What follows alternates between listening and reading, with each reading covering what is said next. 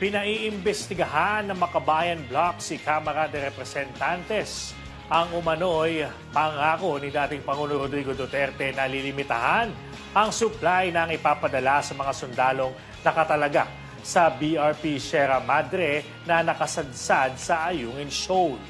Ayon kay House Deputy Minority Leader at ACT Teachers Party List Representative Franz Castro, mahalaga na malaman kung totoo ang lumabas sa balita at kung mayroon pang ibang ipinangako si Duterte sa China. Hiniling ni Castro ang agarang pagtatakda ng pagdinig ng komite na nakasasaklaw sa issue.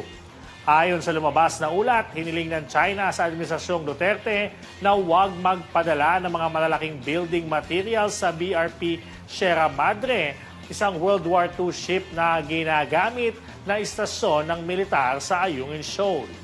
Ang kapalit umano nito ay papayagan ng China na regular na resupply mission sa BRP Sierra Madre.